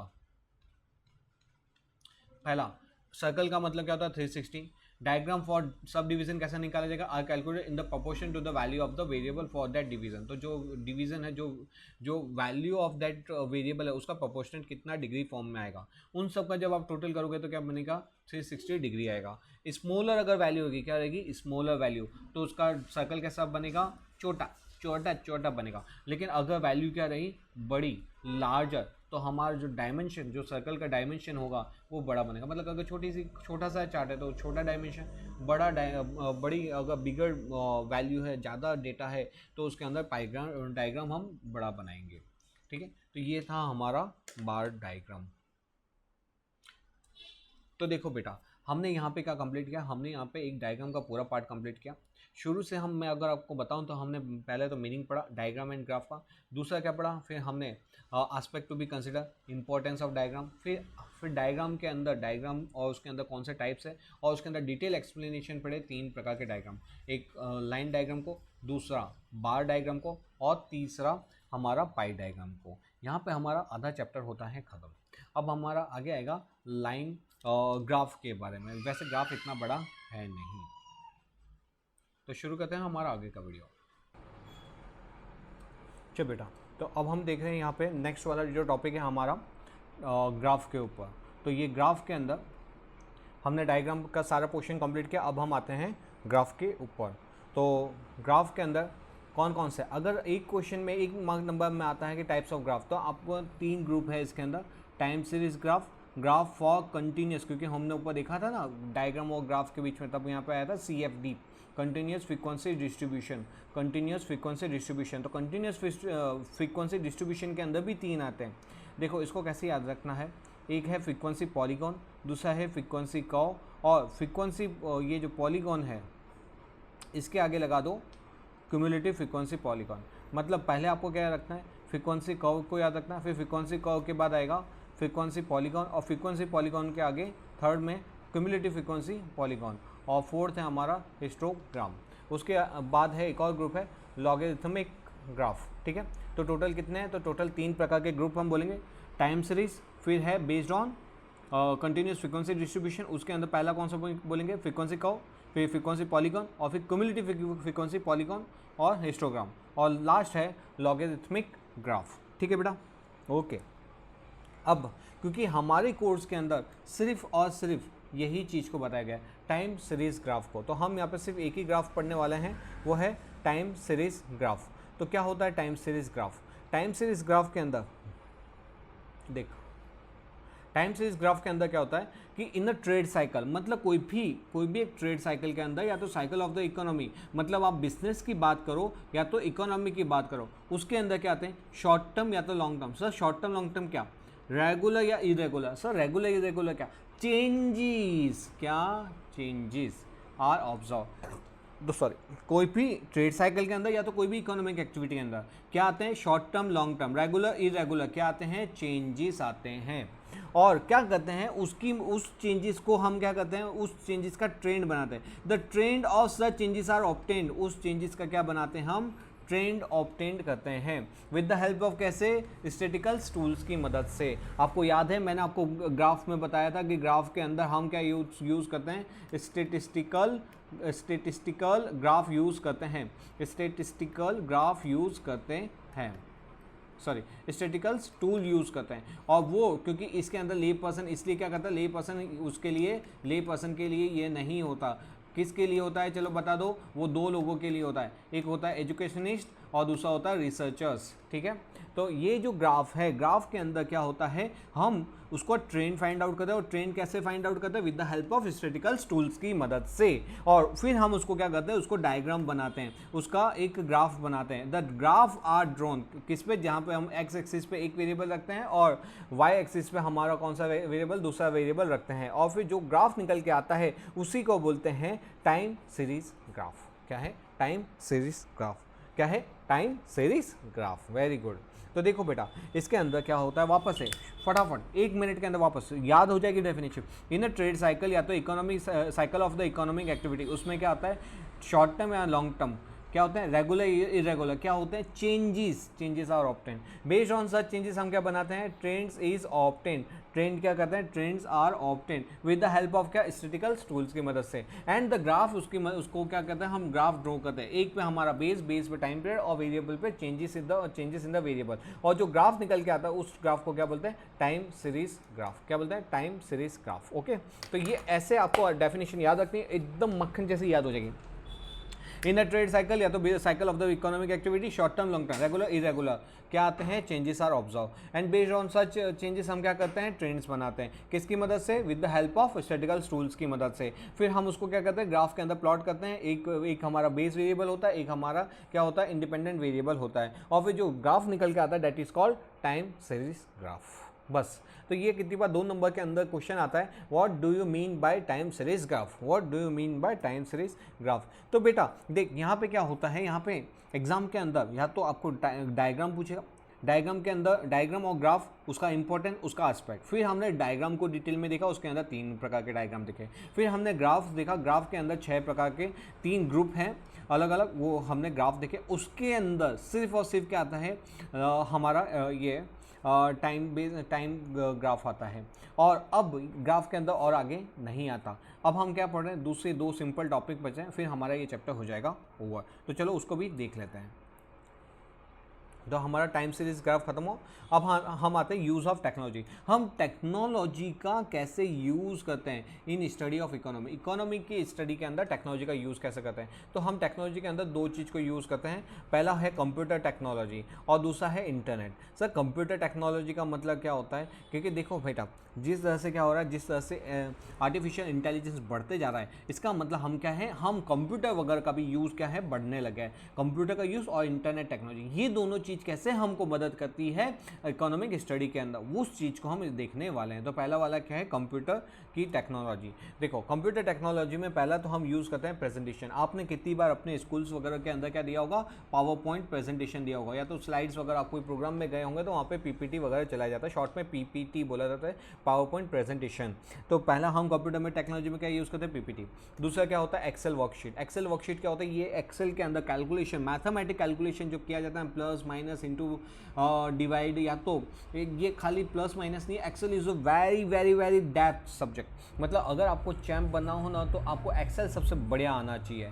और एक्सेल ऐसा नहीं कुछ 10 दिन 15 दिन महीने भर के अंदर, it's a very long process होती है जिसके अंदर इन डेप्थ बड़ी से बड़ी मल्टीनेशनल कंपनी भी अपना पूरा जो डेटा है किसके ऊपर रखती है, एक्सेल शीट के ऊपर रखती है। तो यहाँ पे क्या किया जाता है कि जो थाउजेंड में मैं तो ये बोलूँगा लैक्स ऑफ डेटा क्या एक्सेल के ऊपर प्रोसेस सेकंड्स में होते हैं, सेकंड्स के अंदर। इसलिए एक्सेल का बहुत महत्व है कंप्यूटर टेक्नोलॉजी में। So Excel can process the data of any formula at one click. तो मैंने आपको बोला ना कि एक क्लिक पे आप एनी नंबर ऑफ डेटा को आप फटाफट सॉल्व कर सकते हैं। For example it can be given the, हाँ जैसे हमको सम निकालना हो, एवरेज निकालना हो, को रिलेशन निकालना हो कोई चीज़ दो चीज़ों के बीच में, तो वहाँ हम क्या यूज़ कर सकते हैं, एक्सेल यूज़ करते हैं। Excel sheet are almost an important tool for processing the data. तो डेटा को प्रोसेस करने के लिए एक इंपॉर्टेंट टूल है, ठीक है। तो पहला हमने क्या यूज़ किया, प्रेजेंटेशन। दूसरा हमने क्या यूज़ किया, एक्सेल वर्कशीट। अब हम क्या यूज़ करें, डायग्राम एंड ग्राफ। देखो कंप्यूटर टेक्नोलॉजी के इनबिल्ट भी क्या आते हैं, डायग्राम्स एंड ग्राफ्स। मतलब सिंपल डायग्राम्स आते हैं जहाँ पे आप इजीली एक्स एंड वाई के बेस पे आप डायग्राम बना सकते हो, या तो बार चार्ट बना सकते हो, क्लस्टर बना सकते हो, डिवाइड बना सकते हो, पाई डायग्राम बना सकते हो। तो वो सिंपल वाले डायग्राम्स हैं वो कंप्यूटर टेक्नोलॉजी में भी खुद ही दिए होते हैं।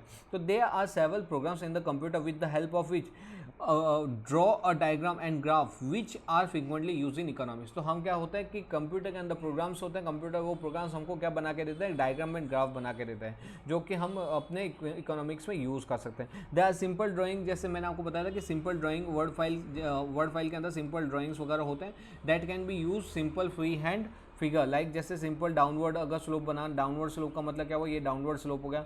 अपवर्ड स्लोप बनाना, ये अपवर्ड स्लोप हो गया। तो इस तरह के अगर डेटा बनाने, डिमांड का हो, सप्लाई का हो, तो वो सब आप आसानी से किस में बना सकते हो, कंप्यूटर में बना सकते हो।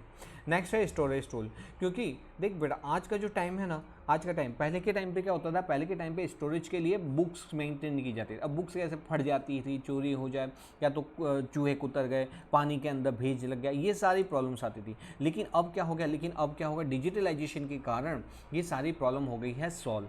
यहाँ पे हम डेटा को किस में, पेन ड्राइव, डिस्क फॉर्मेट, या तो सर्वर के ऊपर, क्लाउड सर्वर के ऊपर सेव रखते हैं, ताकि क्या खोने करना कुछ भी ब्लास्ट वगैरह, मतलब कुछ भी प्रकार से डेटा आपका लॉस्ट हो सकता नहीं है। बहुत अच्छा बैकअप होता है, कंप्यूटर हमको प्रोवाइड करता है। तो यहाँ पे क्या है, यहाँ पे स्टोरेज टूल मिल जाता है जिसके अंदर कंप्यूटर के अंदर, जिससे हम डेटा को प्रिजर्व कर सकते हैं, इन्फॉर्मेशन को प्रिजर्व कर सकते हैं कंप्यूटर के अंदर। उसके बाद क्या कंप्यूटर हमको प्रोवाइड करता है, अदर टूल्स वगैरह भी प्रोवाइड करता है। अदर टूल्स के अंदर क्या होता है, जैसे ये कुछ सॉफ्टवेयर्स के नाम है, स्पार्स, साजम, ई व्यूज़, सास। ये अब तो बहुत सारे सॉफ्टवेयर आ चुके हैं मार्केट के अंदर, जो क्या करते हैं, जो आपको मदद करते हैं lack of observations in minutes और by entering the right formula. मतलब कि अगर thousands of data, lakhs of data भी है ना, आप उसको खाली डेटा में डालो, सॉफ्टवेयर में डालो, वो उसको प्रोसेस करके आपको ट्रेंड बता देगा, उसका ऑब्जर्वेशन बता देगा, उसका कोरिलेशन बता देगा। तो ये सब चीज़ें क्या होती है, कंप्यूटर में मदद से पॉसिबल हो पाती है। तो कंप्यूटर टेक्नोलॉजी हमको क्या प्रोवाइड करता है, फटाफट बोलते जाओ, वो हमको प्रेजेंटेशन, पीपीटी, एक्सेल वर्कशीट है वो प्रोवाइड करता है। डायग्राम, सिंपल डायग्राम का बनाना है तो वो मदद करता है। चीज़ों को स्टोर करना हो तो वो स्टोर करने में मदद करता है। और अदर टूल्स वगैरह होते हैं जो क्या होता है, थाउजेंड लैक्स ऑफ डेटा को ईजिली कन्वर्ट कर देते हैं एक ईजी मतलब एक कंपेरेटिव फॉर्म के अंदर, या तो अंडरस्टैंडेबल फॉर्म के अंदर। नेक्स्ट सर, ये तो अच्छा देखा, इसके अंदर क्या कोई कुछ बुराई है क्या? हाँ बेटा, इसके अंदर एक क्वेश्चन आता है जो बहुत ही इंपॉर्टेंट है, जो है कॉशन इन यूजिंग कंप्यूटर। मतलब कंप्यूटर टेक्नोलॉजी के अंदर आपको क्या चीज़ को ध्यान रखना चाहिए, किस चीज़ का ध्यान रखना चाहिए। तो देखो, वैसे तो कंप्यूटर क्या है, हमको मदद करता है studying, and it is not a study material by itself. मतलब ये हमको मदद कर रहा है पढ़ाई के अंदर, लेकिन क्या ये पढ़ाई को रिप्लेस कर रहा है क्या? तो नहीं सर, ये पढ़ाई को रिप्लेस नहीं करता। Is not a study material by itself. मतलब सर ये हमको हेल्प करता है, लेकिन वो चीज़ को आप समझ लो कि ये पढ़ाई है तो वो पढ़ाई नहीं होगी।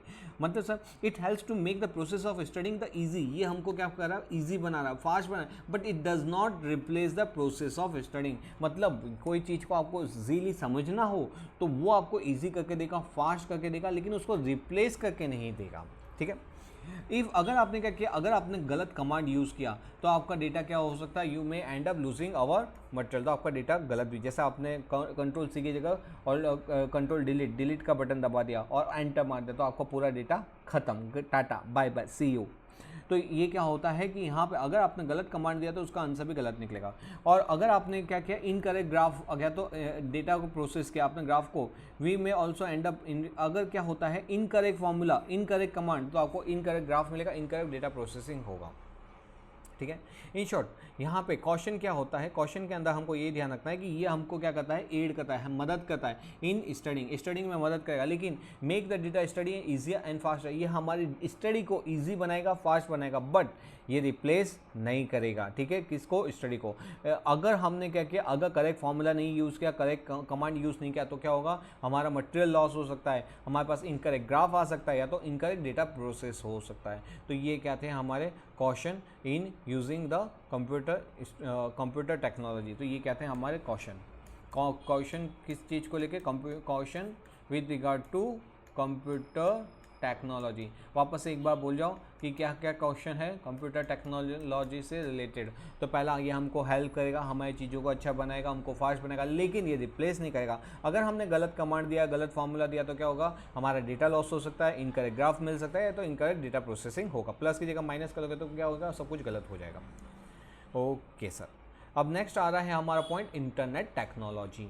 इंटरनेट टेक्नोलॉजी क्या है, आज के बच्चों को बताने की जरूरत नहीं है कि इंटरनेट टेक्नोलॉजी क्या है, क्योंकि हर एक बच्चा आज के जैसे पैदा होता है वैसे ही इंटरनेट का यूज़ चालू, यूट्यूब चालू, सॉन्ग्स चालू, गेम्स चालू, ठीक है, पबजी चालू। तो ये सब क्या है, इंटरनेट टेक्नोलॉजी का तो कमाल है। अब वो सब तो ठीक है एंटरटेनमेंट के लिए, लेकिन इंटरनेट हमको एज अ स्टडी में कैसे हेल्प कर रहा है। तो पहला, इंटरनेट पे क्या होता है, थाउजेंड्स ऑफ ट्यूटोरियल्स होते हैं, जैसे power point presentation and study materials होते हैं इंटरनेट पे, आप उसका डायरेक्टली यूज़ कर सकते हो।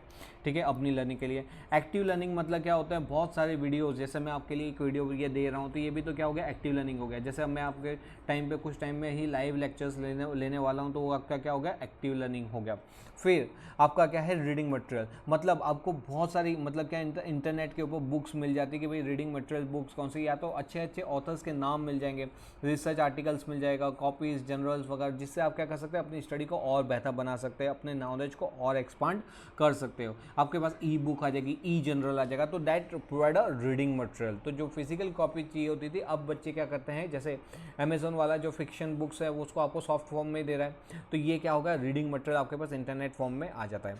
फिर इन्फॉर्मेशन, अगर आपको कोई जानना हो कि भाई कौन सी यूनिवर्सिटी कहाँ से अच्छा कोर्स हो रहा है, क्या है इस कोर्स के अंदर, क्या क्या क्या क्या हमारे पास चांसेस है, स्कोप्स हैं, क्या क्या इसकी लिमिटेशंस है, सब कुछ आपको डिटेल कहाँ मिल जाती है, इंटरनेट पे मिल जाती है। तो आपको कोई भी इन्फॉर्मेशन चाहिए तो वो कहाँ मिल जाएगा, इंटरनेट पे मिल जाएगा। मिसलनेस, कोटा बाय द इकोनॉमिक्स, अगर डिफरेंट इकोनॉमिक्स हैं, जैसे मार्शल ने कौन सा दिया हुआ है, एडम स्मिथ ने कौन सा दिया हुआ है, कोई भी ऑथर ने कौन कौन सी डेफिनेशन दी है, या तो names of the reference book कौन कौन सी है, वो आप भी डिटेल कहाँ से निकल जाती है, इन्फॉर्मेशन इंटरनेट से मिल जाती है।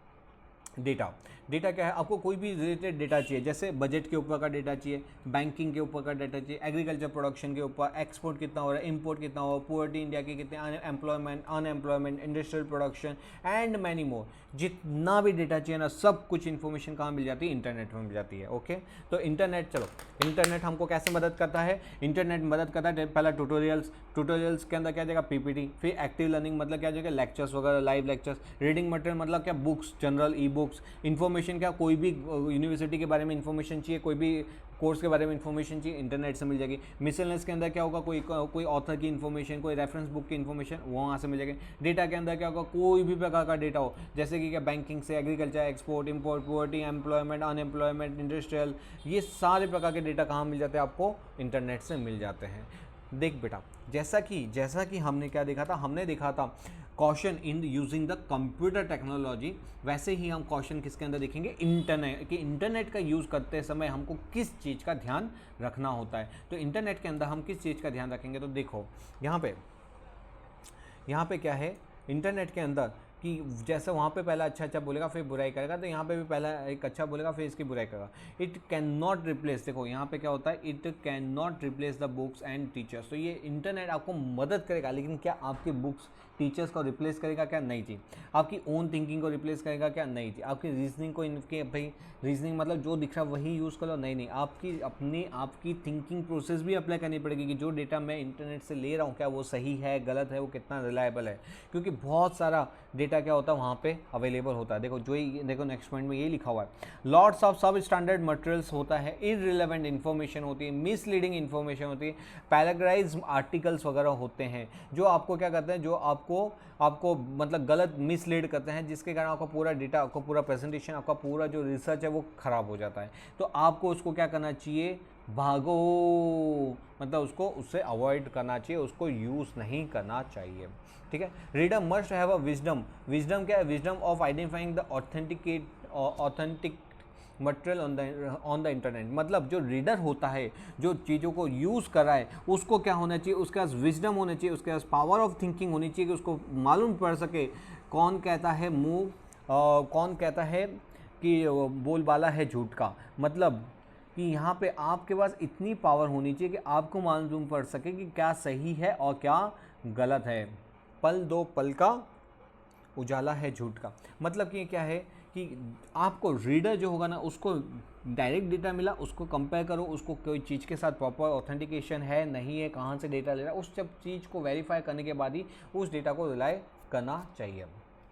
ओके, नेक्स्ट है ओनली ऑथेंटिकेट वेबसाइट। जैसे मैंने बताया था ना कि आपको जैसे बैंकिंग से रिलेटेड देखना है तो आरबीआई के पास वेबसाइट पे देख लो, बजट वगैरह तो गवर्नमेंट की साइट के ऊपर देख लो। तो इस तरह से क्या होता है, ऑथेंटिकेट वेबसाइट्स को आपको यूज़ करना चाहिए, किसके लिए, आपके डेटा के लिए। ठीक है, तो इन शॉर्ट यहाँ पे क्वेश्चन किस चीज़ का ध्यान रखना चाहिए, तो क्वेश्चन के अंदर कि ये हमारी it can not replace books and teachers.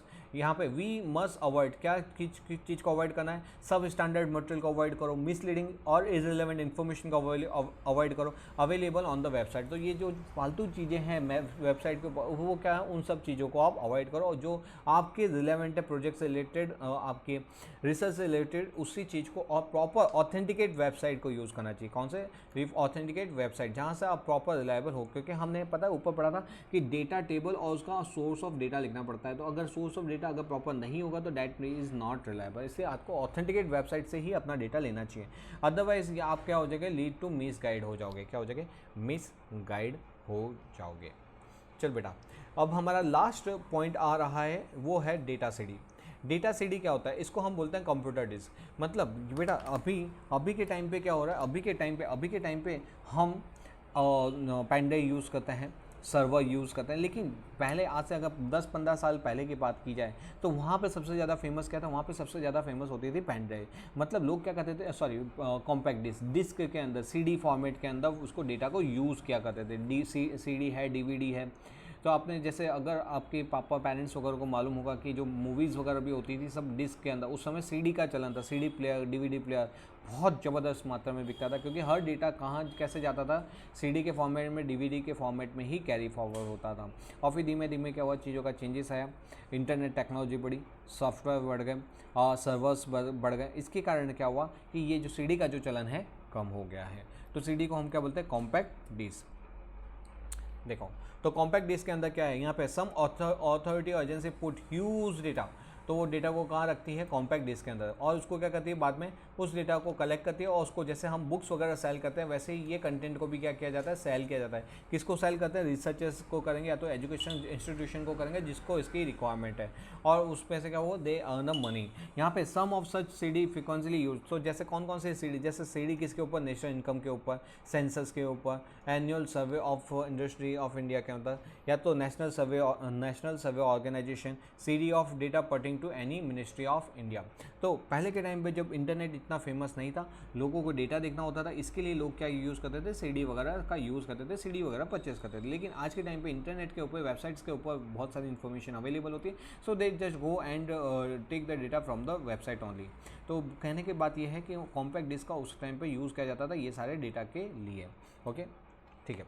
अब देखो इसके अंदर डिफ़िकल्टीज़ क्या आती है, बहुत इंपॉर्टेंट है, कितनी बार एक नंबर में आ जाता है question, difficulty in using the CD. तो यहाँ पे सीडी के अंदर जब ह्यूज डेटा होगा ना, ह्यूज, तो फिर इसके अंदर क्या होता है, दैट बिकम कॉम्प्लिकेटेड यूज़। तो फिर उसके अंदर सीडी के अंदर ढूंढना, फोल्डर में सब फोल्डर, उसके अंदर फोल्डर। तो यहाँ पे क्या होता है, सीडी के अंदर ह्यूज डेटा होता है, तो उसके अंदर बहुत सारे कॉम्प्लिकेशन हो जाते हैं उसको सर्च करने में। There are the several sheet, अगर क्या होती है, सेवरल शीट है, और आपने अगर प्रॉपर शीट को अगर क्या रखा, उसको नाम प्रॉपर फोल्डर में नहीं डाला है, तो ढूंढते रह जाओगे, ऐसा आपका हाल हो जाता है। तो यहाँ पे हमने क्या देखा कि जो डेटा होता है, अगर बहुत ज़्यादा डेटा होता है तो प्रॉब्लम्स होती है, और अगर सेवरल शीट है और शीट के अंदर आपने प्रॉपर उसको नाम नहीं लिखा हुआ है तो कौन से फोल्डर में कौन सी चीज़ है वो क्या है मालूम ही नहीं हो पाती। चलो इसी के साथ हमारा ये चैप्टर होता है ख़त्म। कुछ चीज़ मैं मोटिवेशन करने के लिए हम मेरी बुक्स के अंदर लिखता हूँ कि bad news is time flies, कि बैड न्यूज़ है कि टाइम फ्लाइज हो जाता है, बट गुड न्यूज़ क्या है, यू आर द पायलट, कि आप उसको पायलट है, आप उसके पायलट हो। Time always right to do what is right, तो कोई भी चीज़ को सही करने का कोई भी राइट टाइम नहीं होता, टाइम ऑलवेज राइट होता है जब तो आप सही चीज़ों को करते हैं। तो ऐसा नहीं कि ये समय आएगा तब पढ़ूंगा या दिवाली के बाद पढ़ूंगा, एग्ज़ाम के टाइम पे पढ़ूंगा, नहीं, पढ़ने का कोई करेक्ट टाइम नहीं होता, जब आप पढ़ने बैठ जाओ वही आपका करेक्ट टाइम होता है। If you do not change the direction you may end up where you are heading, मतलब क्या है कि अगर आपको डायरेक्शन नहीं मालूम है, अगर आपको बेटा डायरेक्शन नहीं मालूम है कि आप कौन सी दिशा में जाना चाहते हो, तो जिस दिशा में जा रहे हो वही आपका डायरेक्शन बढ़ जाएगा और बन जाएगा, और उसके कारण क्या होगा, बाद में आपको रियलाइज़ होगा कि ये मैं कहाँ आ गया, मैंने अपनी लाइफ को क्या ख़राब कर दिया। इसलिए बेटा मैं बोलता हूँ क्या कि खेलना, एंटरटेनमेंट इंपॉर्टेंट है, लेकिन उसके साथ साथ पढ़ाई भी उतनी ही इंपॉर्टेंट है। एंटरटेनमेंट करो, एक ही लाइफ है, एक ही लाइफ मिली है, उसी के अंदर जीना है और उसको अच्छे से जीना है। इसका मतलब ये नहीं आप सब पढ़ाई वढ़ाई को छोड़ के घूमने फिरने सैयारा करते रहो, ठीक है। तो आप क्या करो, पढ़ाई का भी ध्यान रखो और अपनी लाइफ को भी एंजॉय करो। चलो मिलते हैं हम नेक्स्ट वीडियो के अंदर। आई होप आपको ये लेक्चर अच्छा लगा हो तो सभी के साथ इसको वीडियो शेयर मत करना, अपने माता पिता के साथ, अपने चाचा अंकल के साथ, क्योंकि ये कोई इंटरटेनमेंट का वीडियो नहीं है, लेकिन उनके साथ ज़रूर शेयर करना जिसको इसकी बहुत ज़रूरत है। तो अपने फ्रेंड सर्कल को बोला कि एक बार सुन के देख, मज़ा ना आए तो बोलना। चलो मिलते हैं, बाय बाय, सी यू। ऐसे ही नेक्स्ट वीडियो के लिए मेरे चैनल को सब्सक्राइब कर लेना ताकि आपको क्या हो, आपको ऐसे वीडियो मिलता है, और बेल घंटा बजाना मत भूलना, ताकि क्या जब भी मैं आपको कोई वीडियो भेजूँ तो आपको नोटिफिकेशन में आ जाए। चलो बाय बाय, सी यू।